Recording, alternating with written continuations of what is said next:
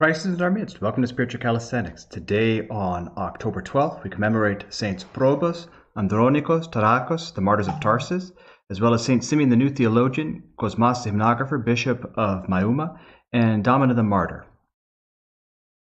Regarding these holy martyrs who contested for Christ during the reign of Diocletian in the year 296 or 304, Tarachus was advanced in years of Roman birth and had been a soldier. Probus was from Side in Pamphylia, and Andronicus was from Ephesus. They were taken together in Sicilia and subjected to manifold, exceedingly cruel tortures. Tarachus was beaten on his cheeks and neck with stones, his hands were burned, he was hanged on a post, and smoke was put underneath him to choke him. Vinegar was forced down his nostrils after, during further tortures, he was carved to pieces. Probus was thrashed with whips, his feet were burned with red-hot iron, his back and sides were pierced with hot-heated spits. Finally, he also was cut up with knives and received the crown of martyrdom. Andronicus suffered similar tortures and also finished his course being cut to pieces, commending his soul unto the hands of God. All the powers of heaven were awestruck and amazed at the achievements and deeds of the holy martyrs of Christ. For contending well in mortal bodies clothed with flesh, they overcame the fleshless foe. By the power of a cross and invisibly subdued him. And now they pray to the Lord that he might bestow his mercy on our souls. The hoplites of Christ, hoplites being spear soldiers in the army, those martyrs noble and divine, have shown unto us the glory of the Trinity. For brave Probus, Tarachus, and Andronicus have convicted all of the tyrants' ungodliness, for they have contested nobly for the faith. Now, the more popular and well-known saint today is Saint Symeon the New Theologian. As we know in the Church, there are very few people that have this epithet. St. John the Theologian, the beloved disciple, St. Gregory the Theologian, one of the three hierarchs, and now St. Symeon the New Theologian. St. Symeon became a monk of the Studite monastery as a young man under the guidance of the elder Symeon and the Pious.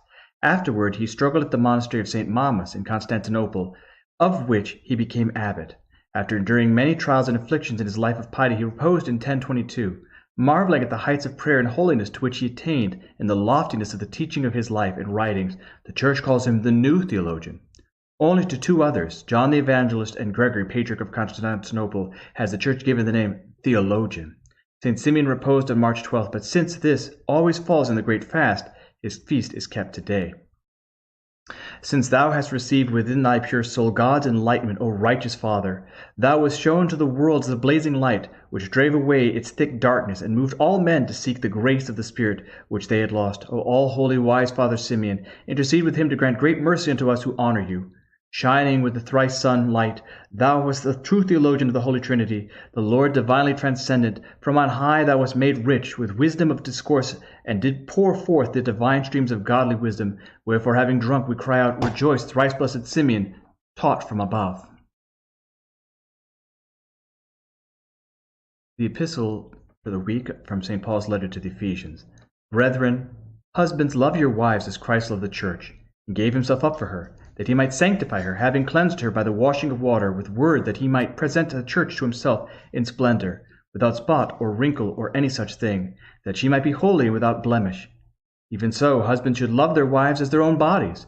He who loves his wife loves himself, for no man ever hates his own flesh, but nourishes and cherishes it, as Christ does the church, because we are members of his body. For this reason shall a man leave his father and mother, and be joined to his wife, and the two shall be one flesh. This mystery is a profound one, but I am saying that it refers to Christ and the church.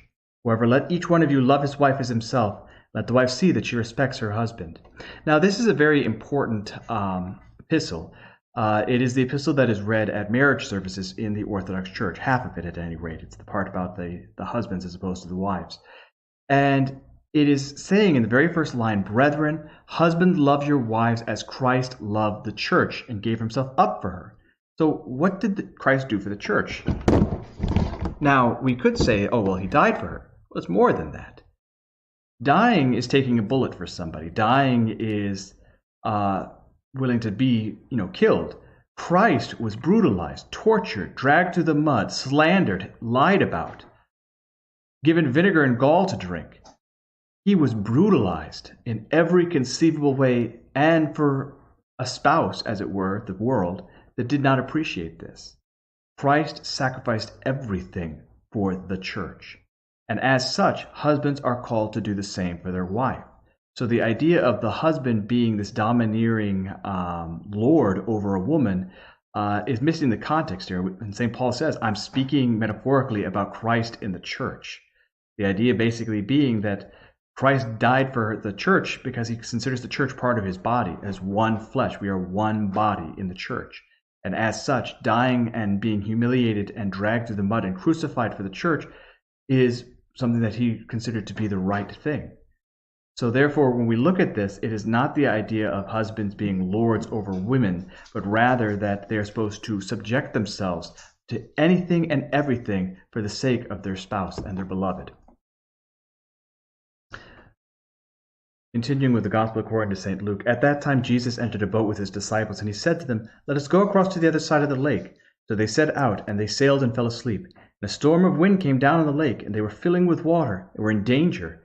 And they went and woke him, saying, "Master, Master, we are perishing." And he awoke and rebuked the wind and the raging waves, and they ceased, and there was a calm. He said to them, "Where is your faith?" And they were afraid, and they marveled, saying to one another, "Who then is this, that he commands even wind and water, and they obey him?" Keep in mind that the disciples were fishermen, and so they were very well aware of how dangerous the waters of the Sea of Galilee and Tiberias could be. When storms of that nature happen, I've been told that the water, if you want to picture this, picture holding up a small fish tank and moving it back and forth, or putting a high-powered fan on it. You will see that it will slosh back and forth, as opposed to if you go on a larger fish tank and larger water, you'll see that the movement is less drastic. And so with a storm like this, the disciples are very well aware of how dangerous it can be. And so Christ, having power over all of this, is showing them just who and what he is. The disciples at that time were not yet fully aware of the divinity of the Lord. And so they say that the water became like glass. This is not the only time that Jesus Christ showed his command over the waters. I hope that you've enjoyed today's Spiritual Calisthenics. Have a blessed and wonderful day.